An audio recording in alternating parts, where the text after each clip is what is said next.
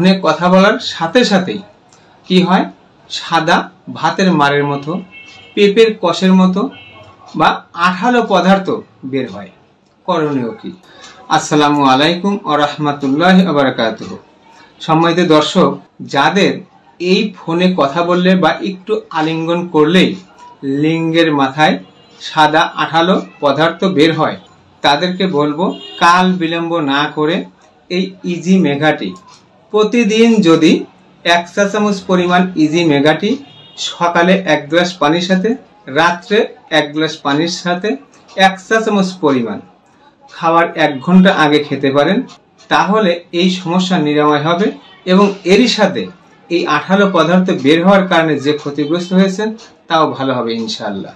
সর্বোপরি আমাদের শরীরে কোনো প্রকার রোগের উপসর্গ প্রকাশ পেলে আন্দাজে ফার্মেসি থেকে ওষুধ না খেয়ে অবশ্যই একজন অভিজ্ঞ চিকিৎসকের পরামর্শ নেওয়ার আহ্বান জানিয়ে আজ বিদায় নিচ্ছি। আবারও দেখা হবে নতুন কোনো বিষয় নিয়ে। ততক্ষণ মহান আল্লাহ তাআলা আমাদের সবাইকে ভালো রাখুন, সুস্থ রাখুন। আসসালামু আলাইকুম ওয়া রাহমাতুল্লাহি ওয়া বারাকাতুহু।